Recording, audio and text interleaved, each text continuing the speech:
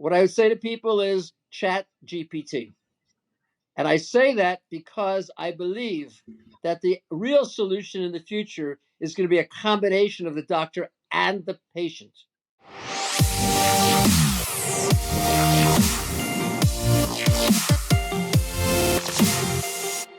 Welcome back to another fabulous episode of the Healthcare Trailblazers podcast. Super amped today to be sitting here with Dr. Robert Pearl. First of all, I'm amped because you're amped. I got on and this doc's energy is right through the roof. So that's fantastic. Dr. Pearl, you may see him from around LinkedIn. Top voice on LinkedIn, about 20,000 followers on LinkedIn. Forbes contributor, CEO of how do you pronounce it? Permanente Medical Group.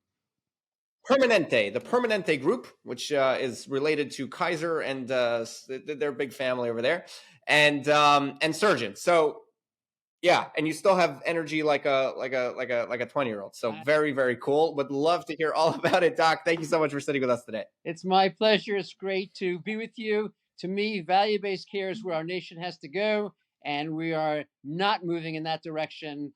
In fact, we actually may be moving in the opposite direction from my perspective.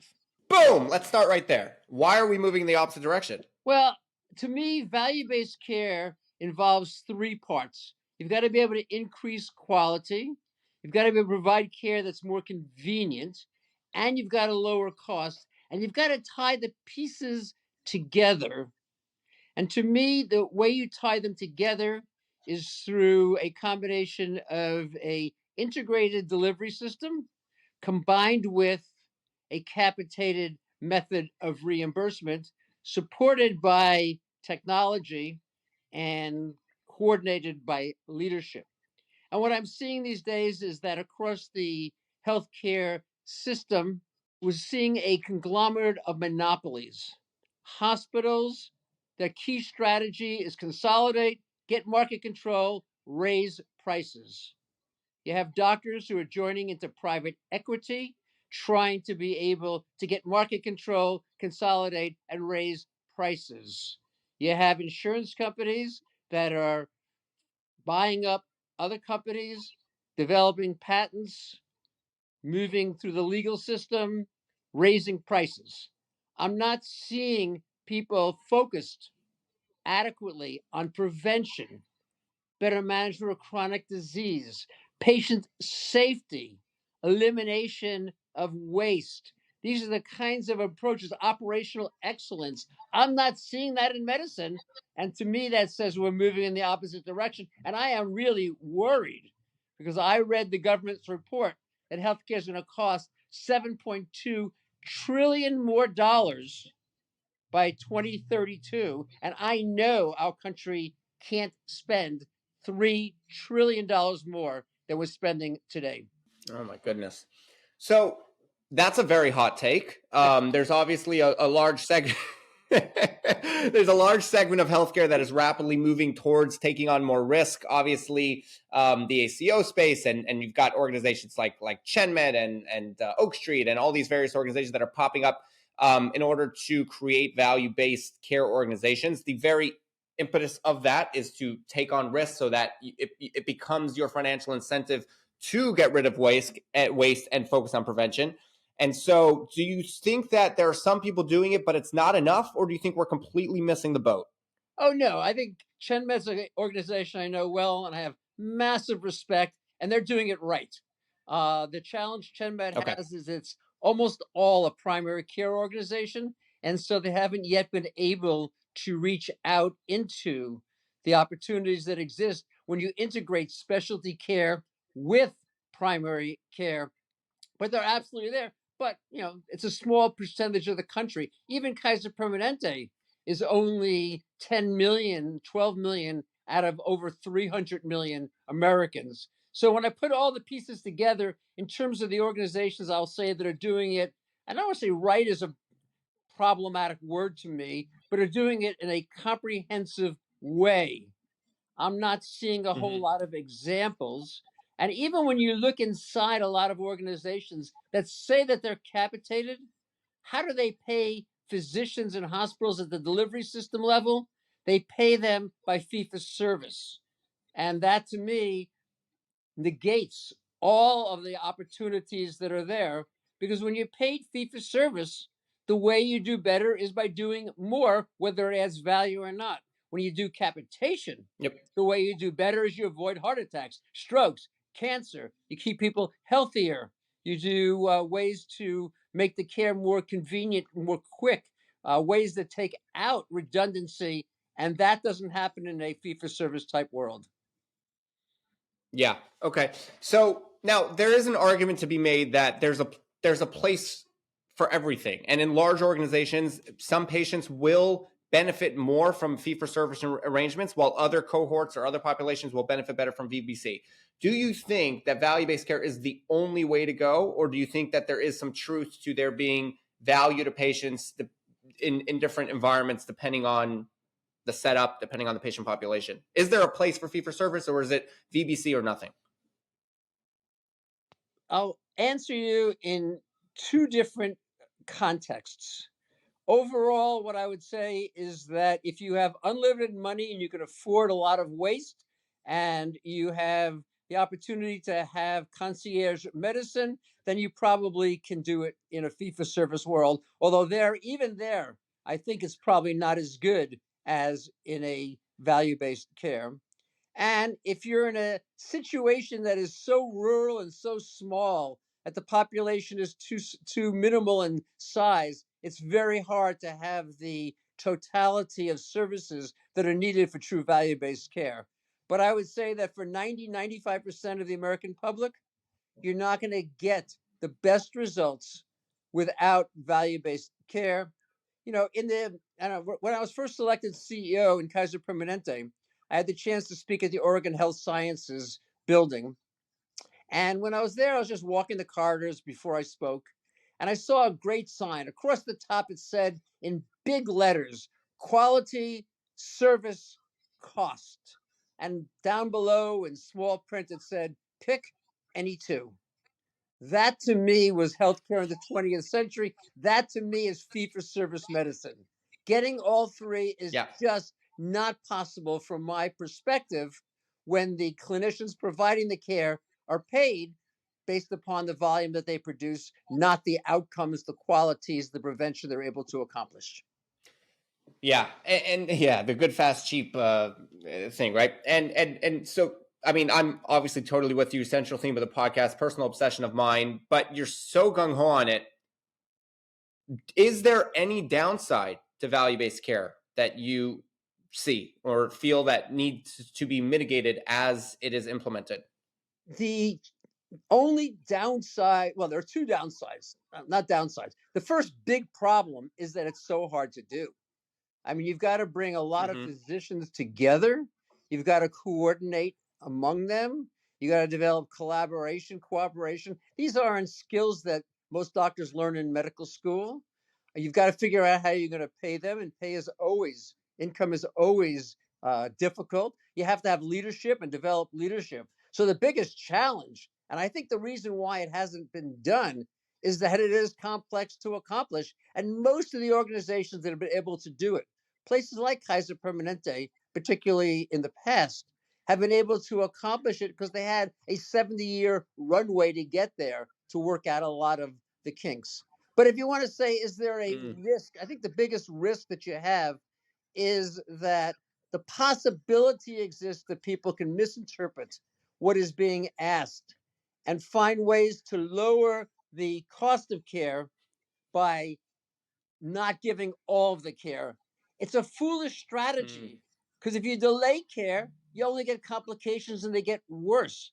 If you don't take care of the problems, they get worse and you become responsible. So I think there's a misinterpretation and it requires excellent leadership to be able to avoid that outcome. Yeah, fantastic. Okay, well, we kind of dove right into one more question on value-based care. How do you think like you said, the biggest challenge is actually getting it done, right? And what that actually means is not giving a more colorful brochure or a better video or a better animation to patients on education. It actually means physically changing the patient's outcomes, which means that your biggest risk is in the fact that it's not even up to you. It's up to you to ensure that the patient changes their lifestyle changes so that they have better health outcomes. What advice would you give to actually accomplish that, to actually affect change in the patient? How should the doctor change themselves to affect that outcome? You have to start with who's going to be responsible for that. And it's going to take a team of clinicians, not just physicians. I often speak about physicians because they're the ones who are going to lead the way. And I think in many ways, are the ones who are going to be most resistive. And to me, the foundation has to be primary care. And we have a very broken system. You may have seen this survey that says that 61% of primary care physicians think that the primary care system nationally is collapsing. And I think that that's what's going on today. We need to train a lot more individuals. We need to free up more time. The idea of skimping on primary care as a way to cut costs is counterproductive and absurd from my perspective. So the first thing I would say is that you have to have the enough people providing that care, which to me is panel sizes that could be half as large as most of them are in the United States today. The second thing is you need to Mm-hmm. shift the economic incentives so you can't base payment on either the market solely or basing it on the ability to create RVUs in a well done capitated system. There is no RVUs because you have a panel of Right. patients to take care of. The third thing Right. that I would say relative to that is that you can't mix capitation and fee for service. If you mix them, you get very confused. You get strange incentives. I remember a place that used to have two doors. This is a place that would tell you they do value based care. They would tell you they take capitation, but 90% of the patients were fee for service. And they had a big entrance to the front and the capitated prepaid patients around the back. It doesn't work. So these are a lot of the, I'll say, warnings that I would say. But a big opportunity once you have in place a fully capitated population, you have physicians with the right salary structure, you have support teams, other clinicians to help them accomplish the work that needs to be done. And you recognize how much value can be done by taking out the 30% of healthcare that's been seen as waste and preventing heart attacks, strokes by better chronic disease management. What I would say to people is chat GPT. And I say that because I believe that the real solution in the future is going to be a combination of the doctor and the patient. And doctors are busy. They can't be with you every day. And patients who have chronic disease, they affect them every single day. And the opportunity to be able to teach patients how to take care of themselves, impact their diet, Mm-hmm. their exercise, their mental health, the ability to be able to monitor their condition and figure out when their problem is getting worse and needs to have medical intervention. So we don't see patients Mm-hmm. on an every 3 month, 4 month calendar basis. We see them as soon as they need care, and we don't necessarily see them when they don't. And I think that generative AI offers the potential, once patients are taught what to do, to be able to accomplish that in conjunction with their physicians. Spot on. Cutting edge doctor, ladies and gentlemen. Okay, let's we usually start with this, but now we got to take a step back. Why medicine? Where'd you grow up, and why did you choose healthcare? Sure. So I grew up in New York on Long Island, and Okay. I went to college in Boston. And when I was there, I was actually expecting to become a college professor. I wanted to teach at a university level. I was not planning to become a physician. And in my freshman year, the individual who was my hero, who I thought was just brilliant, went on to become chairman at Reed College. He didn't get tenure because of his political views. And I decided that I didn't want to ever be in a situation where I could do really good work and not be recognized, Yeah. not because of the work itself, because of my politics. And I decided that Oh, area, okay. the world that had no politics had to be medicine. because medicine is life and death. How could there be politics in Yeah. medicine? And changed majors. I did the classes that were necessary, and then I went to Yale Medical School for my training for a medical school. And there, of course, I decided that I wanted to pursue heart surgery because this was the most life and death. I mean, this was technically demanding. And again, I thought it would be an area where the data would be so clear, politics wouldn't exist. And so I came to Stanford to do my residency. And quickly I realized that the people getting the most referrals weren't the best surgeons. They weren't the people with the best outcomes. They were the people who entertained at their country clubs and had the most connections in the medical community. And I got very disillusioned.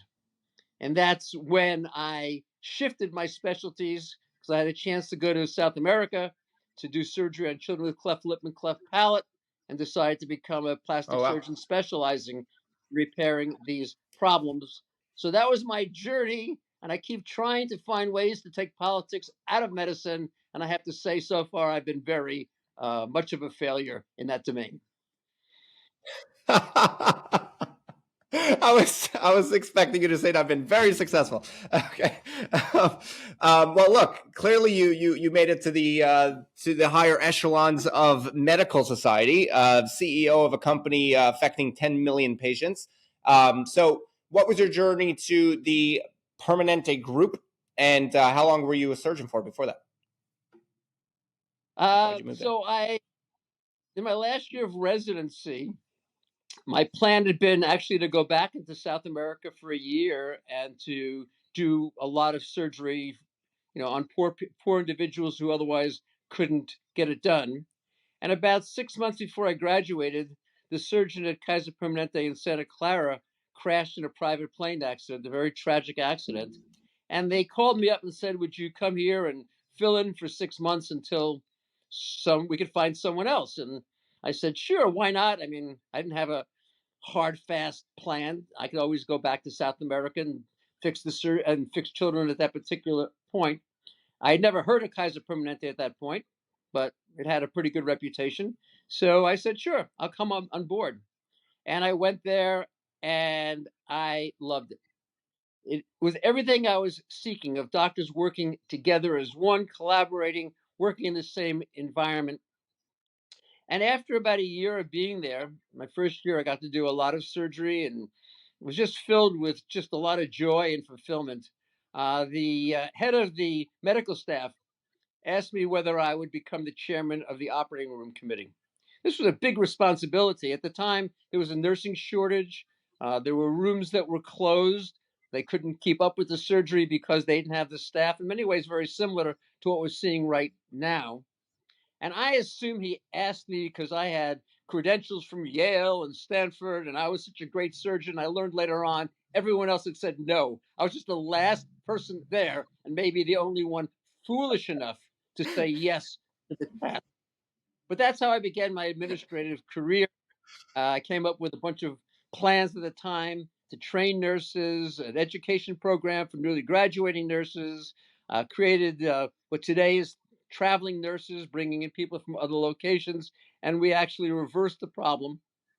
And once you solve a problem in a organization, they come back to you for new solutions. And I quickly got promoted to the number 2 position at Santa Clara, which is a large medical center. It takes care of about, at that time, 400,000 people, which is more than 1% of the American population. So I felt pretty good about the job that was given to me at that time, and ultimately became the head at Santa Clara. And I loved that job. And my focus at the time was Hmm. really value-based care, even though this was 20 years ago, and found ways to That be wasn't able a thing yet. to improve quality, make care more convenient, lower cost. And then the job became open of CEO. And in a medical group, the job is really a combination of a democracy and a board. And they asked for nominations. People nominated me, but I had no desire for this job. Kaiser was in big trouble at that particular time. This was 1998. They had lost money the previous couple of years. They were down to 2 days of cash. They had to borrow a day of money to stay in business. The reputation was down. The hiring was down.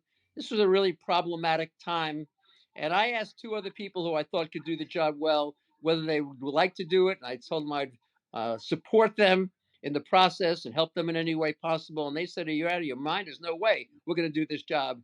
And I quickly realized that if I didn't step forward, that the people who were interested in doing the job weren't going to do the things that I thought needed to happen, again, towards value-based care. And I threw my hat in the ring and got selected. And that's how I became the CEO for what turned out to be 18 years, which is 3 terms. It's hard to imagine a CEO with a term, but in Kaiser Permanente, it's a 6-year term. And the board revotes you in every time?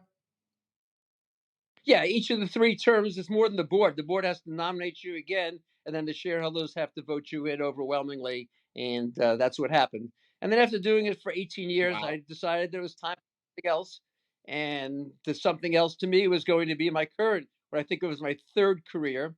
The question you posed to me earlier, I actually operated until I became CEO, so I operated for quite a while. Took care of about 10,000, 12,000 patients overall. The CEO, as you said, I took care of 10 million people, and I wanted to do something else. I don't want to say I got bored because the job is never boring, but it was repetitive, Right. and but it was time Yeah. to hand it off to someone else and move on. I teach in the Stanford Medical and Business Schools. I write for Forbes. I have a podcast called Fixing Healthcare every week. I consult, I keynote. Anyone who wants any more information about that can go to my website, robertpearlmd.com. So, and first of all, yes, definitely check that out. How did you get the tools and the skill set for CEO? As you mentioned, most doctors don't learn a lot about business and the tools that you would need to be the CEO of a 10 million patient organization. How did how'd that happen? It's just natural? I No, I'd say, well, 3 ways. I think first of all, it's an area that just fit my mindset. I tend to think of things in uh, relationships to each other. I see patterns. I have a relatively strategic mind. Maybe it's the fact that I was not actually planning to become a physician and take all of the science courses. I took a lot of humanities. Maybe that helped expand it. But the second part to it was that part of the training as you move your way up the ladder in Kaiser Permanente is to get increasing number of courses. I had a chance to spend time at the Stanford Graduate School of Business, which is how I got to be teaching right now. So I had that opportunity to be able to learn along the way, and then I was, as you pointed out, I was able to have experiences that would allow me to be able to learn on the job and have mentors that would be able to help me in the job. So it's the combination, I would say, of the luck that I got from my parents or the skill I got from my parents, my luck that I got it from my parents. It's the fact that I had the experiences along the way, thanks to moving through the organization. And it's that I had the more formal academic training at Stanford Graduate School of Business. It would also seem to me, and I know you for exactly 26 minutes, so I could be very wrong, but it would seem to me that you always knew that you were going to be something much bigger than a surgeon, because some of your original, not that surgeons aren't big, but meaning the effect level of dealing with 10 million and now going for 300 million people. The fact that you were so put off by, your original drive to go to medical school, you were so put off by a professor, being competent and not getting tenure. It was like someone doing something really big that got displaced from the position. Clearly, you saw yourself in some massively influential and impactful position, even from the start. Would that be right or wrong? No, I don't think I saw that when I went to Kaiser. I just wanted to be a surgeon. I wanted to be as good a surgeon as I could be, and I had the opportunity because of my training to get massive numbers of referrals. Really, starting on day one, I was able to do some skills that others in the organization didn't yet have. I never actually thought about going into administration prior to that time, and then as I got into the job, it was one of the hardest choices whether to take on more administrative time, which would have cut into my clinical time. And then ultimately, as I said, I didn't really want to be the CEO. I did want to become the head of Santa Clara because I thought I could add a lot of value, but the CEO job I thought would take away from me clinically, obviously. And it was not something I sought to do. So I think it's opportunities present themselves. One of my mentors was a physician named Lars Visnus. And sometimes I would talk to him about actually this challenge that I didn't want to take on bigger and bigger responsibility because I was happy at every point along the way. I love being a surgeon. I really enjoyed being the CEO. I'm loving my current job right now. It's not that one's better than the other. And he said to me, maybe one of the most important pieces of information. He said, Robbie, windows open and windows close, but don't expect them to stay open. When they open, you better be prepared to jump. And I think that that's really what happened along the way. I was looking for mission and purpose. And I recognized that if I didn't step forward and be a candidate for CEO, that the people who went into the job, they were not going to embrace mission and purpose. They Yeah. were going to slash and burn and cut and do a lot of things that I just thought were wrong. They were going to put in place the kind of restrictive authorization processes that the outside world was putting into place. And I thought that was wrong. I trusted physicians to make those decisions on their own. And when the window opened, I almost had no choice but to jump through. So it wasn't that I sought out and wanted bigger opportunities. It was that they came along and I felt that they would be a better match at that moment than where I was, or at least where I would be if I said no to that opportunity. Yeah. Yeah. And no, beautifully said. And what I was saying before, maybe I didn't explain properly, wasn't, I didn't mean as like a bigger position financially or clout or whatever, but it seems like you're always, and you're still driving for purpose, driving for impact, driving for value. And I mean, today you're teaching, and you said you want to affect 300 million people. That's a massive, massive impact. That's tremendous. Well, you're doing the same thing. I mean, you're really trying to move our country towards value-based care. And I think there are people who are trying to do that. We're all doing it in our own unique and individual type ways. Right now, the United States is in denial. We continue to believe that if we keep doing what we're doing right now, that the outcomes are going to improve. And I'm not seeing it. Take hypertension, the number one cause of strokes, major contributor to heart attacks, kidney failure. We as a nation control it 60% of the time. When I was the CEO in Kaiser Permanente, we controlled it over 90%. Or take colon cancer. We know that a lot of cancers can be identified in the 10-year time period, or at least adenomas moving into cancer, that it takes for a early stage adenoma to become malignant, invasive, and spread. And yet we only screen 60% of the time. Why is that? Well, the only Yep. tool that doctors are recommending for the most part, at least GI doctors, is colonoscopy. How about fit testing, the fecal immunochemical approach, where in the comfort of your bathroom once a year for 5 minutes, no bowel prep, no pain, no risk, you can also find the precancerous lesions and then have the more invasive procedures because the chances are you have a significant problem occurring, but we don't do those things. Yep. We stay at 60% and we don't change it. We don't talk about it. It's not the leading question at medical meetings. It should be. These are opportunities to save massive numbers of lives.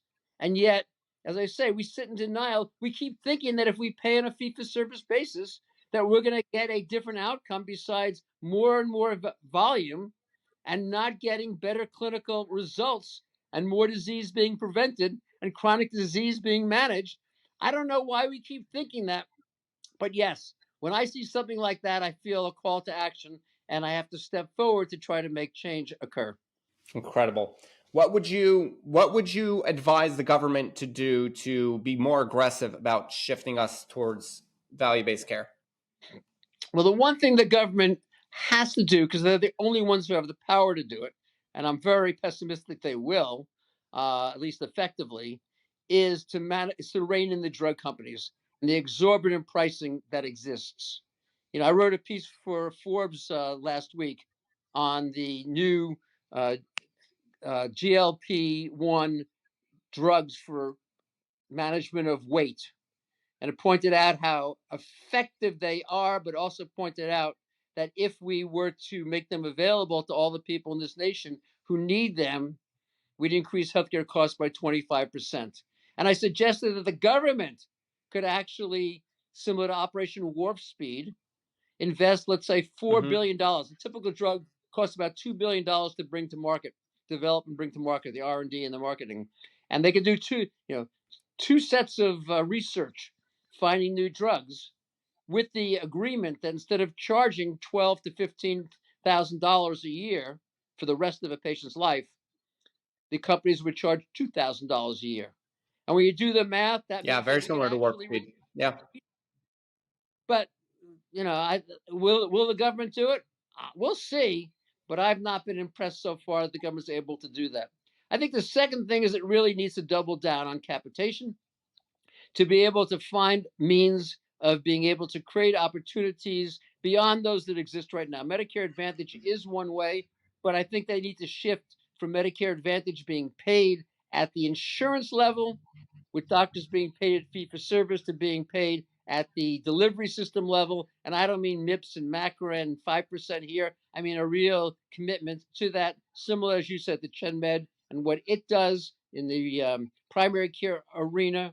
I think they need to insist that the companies that make the EHRs open their application programming interfaces, their APIs, so that information is available elsewhere. These are the kind of rules that government can do because they have the legal ability to do it with congressional approval.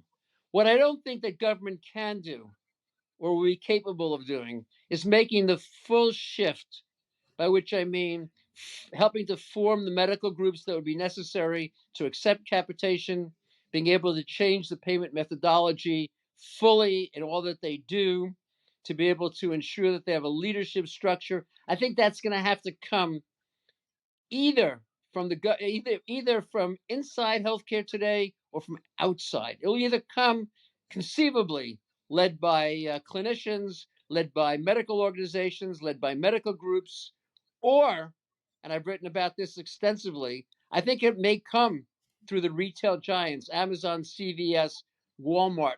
These companies are already putting together all of the pieces to completely replace everything that exists in healthcare today.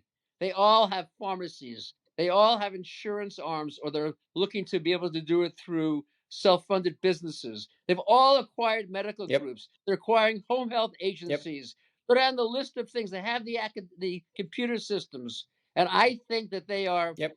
like an army on a border ready to invade, assembling the pieces they need to be able to take over all of healthcare.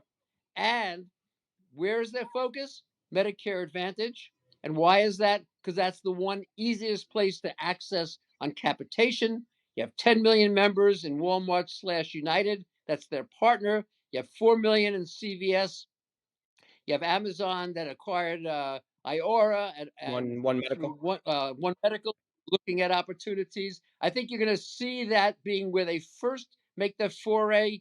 But after that, I think they're going to go to the self-funded businesses, and they're going to offer a value proposition. It's going to be hard to say no to. We can give you a fixed price that's less than you're paying today, with a guarantee of higher quality, convenient, technologically enabled access. And I think all these Yeah. companies, they know the CEOs of all the self-funded businesses really well, their customers in other venues, and it's going to be hard for these companies to say no. There's so much knowledge and information. I wish we had 17 hours to start with the first podcast. But for all of those that are listening, please do yourselves a favor and go check out Dr. Pearl at what is the website here? Is it drpearl.com? It's robertpearlmd.com. RobertPearlMD.com. Check him out on LinkedIn, writing articles on Forbes. Dr. Pearl, I hope this is the first conversation of many, but thank you so much for spending time. It's fantastic to see you. Well, thank you, Minda, for leading this, because the more voices, the more people involved in the conversation, the more likely we are to get to the right answer, which is value-based care for the American public.